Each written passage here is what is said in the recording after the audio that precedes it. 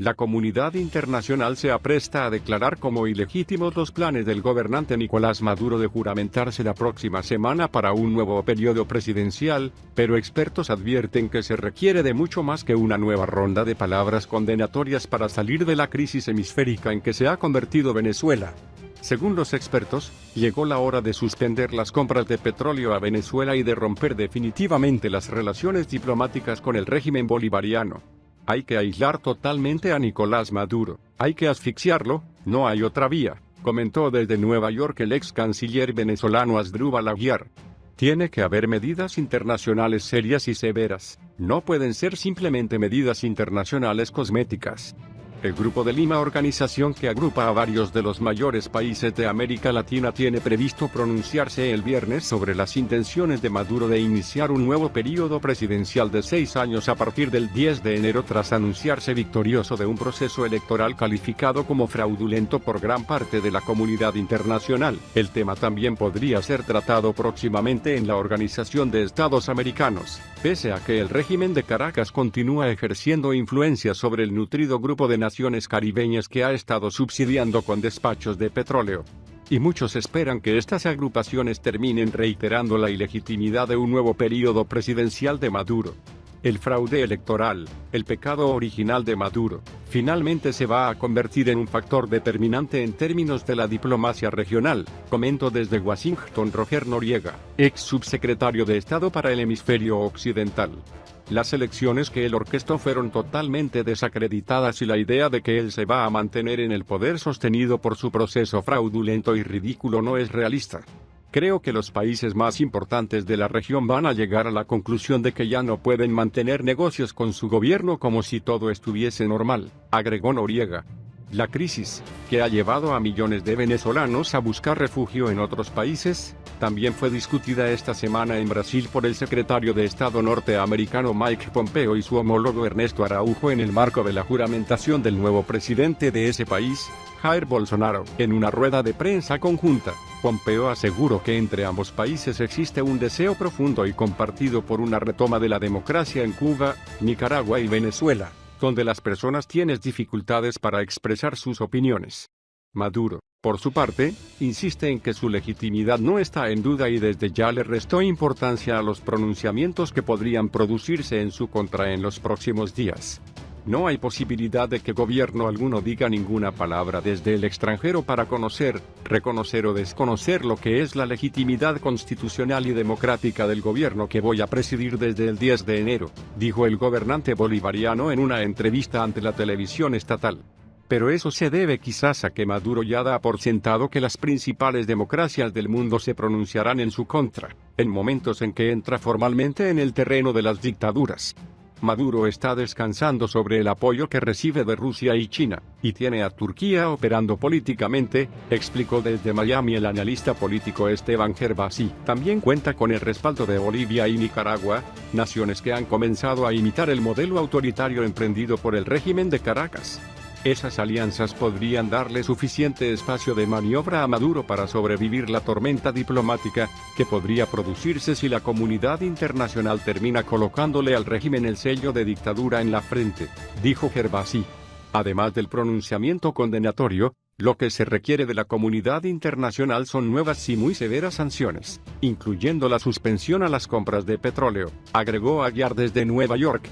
No se le puede seguir suministrando dinero de parte de Estados Unidos al régimen de Venezuela. Adicionalmente, yo sí creo que hay que producir un retiro masivo de embajadores, insistió. El régimen, por su parte, dijo el miércoles que medidas como estas son precisamente las que Pompeo estuvo gestando en su visita a Brasil y la que sostendrá el jueves con el presidente Iván Duque en Cartagena.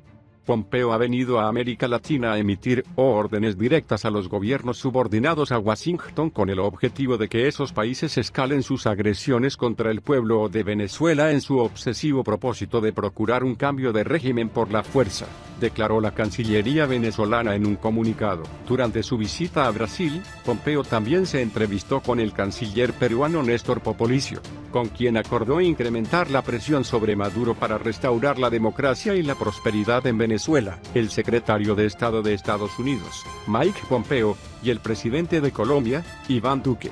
acordaron este miércoles unir esfuerzos para aislar diplomáticamente al gobierno de Nicolás Maduro y restaurar la democracia en Venezuela.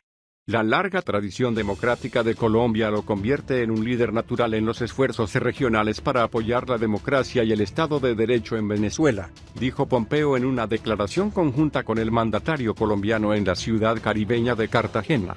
El secretario de Estado aseguró que en el encuentro con Duque hablaron de cómo pueden colaborar con aliados regionales e internacionales para ayudar a los que huyen y ayudar a los venezolanos a recuperar su herencia democrática. Por su parte, Duque, que asumió el poder en agosto con la promesa de aislar diplomáticamente a Maduro, instó a que los países defensores de la democracia se unan para rechazar la dictadura venezolana, que ha provocado una ola migratoria en la región. Todos los países que compartimos el valor de la democracia debemos unirnos para rechazar la dictadura de Venezuela y hacer todos los esfuerzos necesarios para que se restablezca la democracia y el orden constitucional, sostuvo. Pompeo llegó al país tras participar el martes en la investidura del presidente de Brasil Jair Bolsonaro, con el que su gobierno estrechó lazos. Durante su visita a Brasil, el funcionario acordó con los cancilleres brasileño y peruano incrementar la presión sobre Maduro, lo que provocó reacciones airadas del gobierno venezolano, que los consideró actos intervencionistas. Maduro iniciará un segundo mandato el 10 de enero, tras unas elecciones boicoteadas por la oposición y desconocidas por gran parte de la comunidad internacional.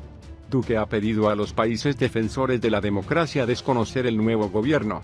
El encuentro entre Duque y Pompeo tuvo lugar en medio de tensiones entre Bogotá y Caracas, que prácticamente no tienen relaciones desde mediados del 2017.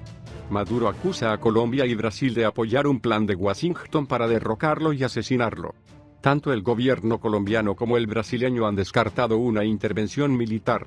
El presidente Donald Trump ha impuesto sanciones financieras a Caracas y sostiene que todas las opciones están sobre la mesa, las fuertes y las menos fuertes, para poner fin a la dictadura en el otrora rico país petrolero. El gobierno colombiano, en tanto, denunció el fin de semana un supuesto plan para atentar contra Duque que contaría con la participación de venezolanos. Evelyn Pérez, estratega demócrata, habló en la mañana de NTN 24 y expresó que congresistas demócratas de Estados Unidos podrían enfocar sus esfuerzos en la dictadura de Nicolás Maduro y buscar opciones contra el régimen.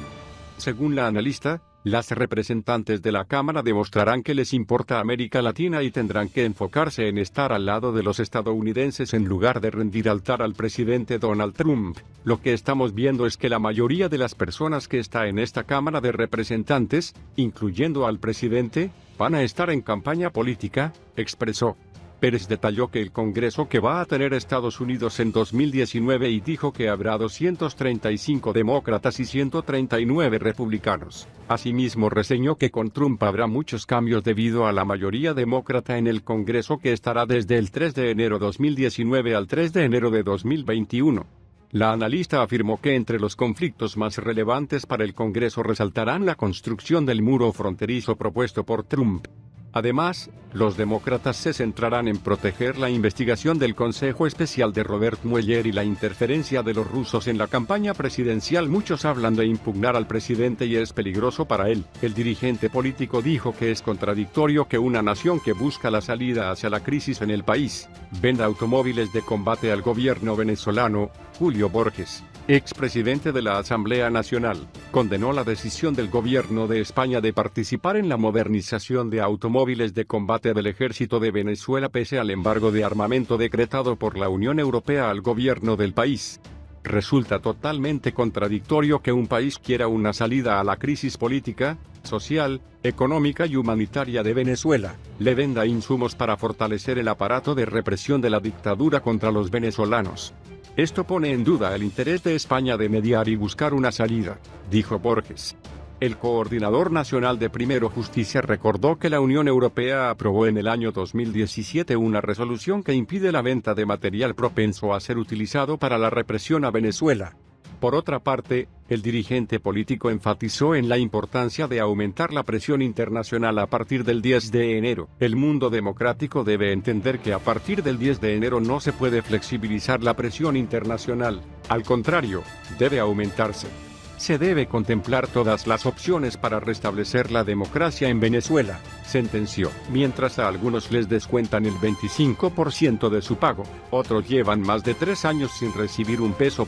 Cerca de 1 millar de chilenos trabajaron, cotizaron y se pensionaron en el extranjero. Sin embargo, y pese a sus esfuerzos en tierras lejanas, actualmente viven una cruda realidad al momento de recibir sus pensiones.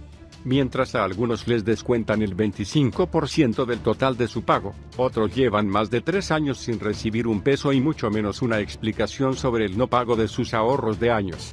Pensionados que durante años vivieron en Venezuela y Brasil esperan una respuesta desde hace mucho y hasta un milagro para que les den respuestas a sus solicitudes. Mira también nuevos jubilados sin aportes del Estado, la mayoría cotizó menos de 15 años y obtienen pensión promedio de $150.000. Eso sí, y pese a sus esfuerzos, la pronta solución ante este hecho está muy lejos de la realidad. Todo mientras dichos adultos mayores esperan algún pronunciamiento de ambos países, los cuales por ahora no han realizado explicaciones concretas.